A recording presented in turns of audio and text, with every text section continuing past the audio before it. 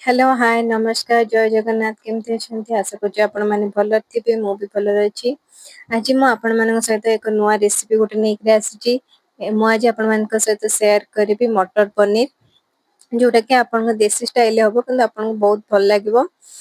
आ जदि आपण माने मो वीडियो को लाइक करनांते चैनल को लाइक शेयर सब्सक्राइब कर देबे।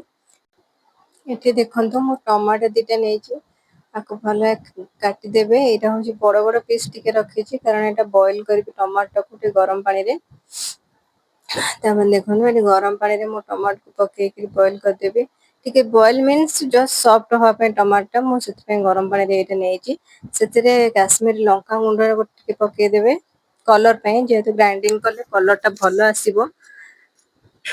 तापर सेतिरे ऑयल टिके पके देबे 2 टेबल स्पून पाखा पाखी पके देबे। ऑयल टिके पके देबे तापर मसाला पे एठी नेछि मु अदा रसुण आ एठी राग हिसाब रे कंचा लंका दीटा नेछि आपण राग जदि अधिया खाबे त लंका अधिया पके परिबे मु एठी दीटा नेछि। तापर एठी पियाज देखंतु मु सरू सरू के लंबा लंबा के काट देछि एटा फ्राई हबा पई पियाज टा को भलो से फ्राई करिया पे देखंतु एठी मु पियाज भलो से फ्राई कर देबी। एठी मोर पियाज सॉफ्ट हे आसलानी गोल्डन ब्राउन होबा जाय आको आपण भाजिबे। देखंतु कलर हे गेलानी पोड़ीबेनी पोड़ीले ता टेस्ट अलगा हे जिवो तेनु पोड़ीबेनी जस्ट गोल्डन ब्राउन टिका हबा पर्यंत तक भाजिबे।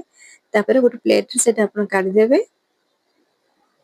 देखंतु एटा टिके ठंडा हबा पे मु तक रखि देछि काढी सेला पर टिके ठंडा हबा पे रखि देबे। तापर नेक्स्ट प्रिपरेशन हम करबा आपण माने एटा घरे ट्राई करंतु निश्चय भल लागिवो आ खाइबे आ मते कमेंट करी कहबे एटा केमती हेछि बोली।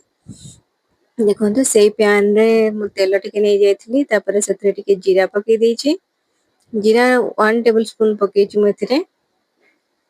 तापर आपण जो अदा रसुण लंकार जो पेस्ट टा करथिले से पेस्ट टा मु एथिरे पके देछि तेल रे आ से मसाला टा टिके भलो गिरी कसिबे अदा रसुण रो जो कंचा स्मेल टा जिबा पई। तापर एठी देखंतु मु ग्रीन मटर गोटे कप नेथिली जेतु मटर पनीर ग्रीन मटर टा को मु गरम पानी रे पके देथिली टिके तापर पनीर रखि काटी के रखितिबा पनीर को मु एथिरे पके देछि ताकि सॉफ्ट होबो पनीर टा टाण थिबो। तापर एठी मु टमाटो जो नेथिली सिजिया पे जो रखितिली टमाटो सॉफ्ट हे गला पर टमाटो आ पियाज जो जारी थिली सेतरो अधा नै कि ग्राइंडिंग कर देथिली। तापर एठी देखंतु मु मसाला रे हळदी पाउडर जीरा पाउडर धनिया पाउडर टिके पके देछि। आपण चाहिले एथरे जो पके परिबे सब्जी मसाला न होले kitchen king masala a test आसबो सेटा भल लागिवो। एठी देखंतु मु टमाटो आ जो हाफ पियाज नेथिली जारी थिली सेतरो अधा रखिछि आ अधा एथरे पकेछि ग्राइंडिंग करछि। एठी देखंतु से पेस्ट ग्राइंडिंग कर सला परे से टमाटो आ पियाज रो पेस्ट को एठी पके दिथिली। तापर एटा भलो भाबे लीड कवर करी छाड देथिली तापर मसला टा भलो भाबे कसी हे गलानी ऑयल भी से छाडी हे गलानी। तापर एठी मु सिजे के रखथि दीटा आलू एथरे मु पके देछि। तापर एथरे मटर पनीर हे जायतला सॉफ्ट हे जायतला पनीर टा तापर मु एठी पके के भलो भाबे गोळे देली। आपण चाहिले आलू पके परिबे न भी पके परिबे काहे कि ना आलू एथरे पड़ेनी किंतु हम घरे जेहेतु टिके आलू पसंद सेति पे मु एठी आलू पके देथिली बिना आलू रे एटा आलू ग्रीन मटर पके के केवल पनीर पके करि परिबे।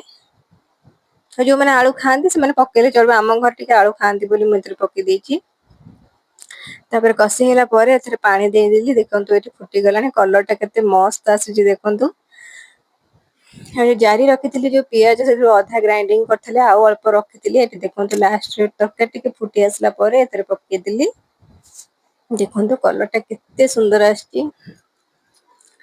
आपण घरे निश्चय ट्राई करिवे तरकारी को। एठी देखंतु तरकारी भलो भाबे फुटी आसलानी। फुटी आसला परे एथरे गरम मसाला पके देबे लास्ट को जेहेतु फुटी गलान तरकाटा लास्ट को पकेले भलो टेस्ट आसीबो। तो एथरे मु गरम मसाला 1 टेबल स्पून पकेछि एटा जस्ट पैकेट रे पके दिथली किंतु 1 टेबल स्पून ही पड़िछि। आपण एटा घरे निश्चय ट्राई करबे आ मते कमेंट रे निश्चय जणेबे एटा केमते लागुची। एठी म एक्चुअली कस्तूरी मेथी टिके भाजी करी पके देथिले सेटा शॉर्ट ला भाई भूली जाईची कस्तूरी मेथी टिके पकेबे भल लागे पत्र। तापर एठी देखंतु हमर रेडी हे गला मटर पनीर। जदि मो वीडियो भल लागिबो चैनल को लाइक शेयर सब्सक्राइब कर देबे थैंक यू।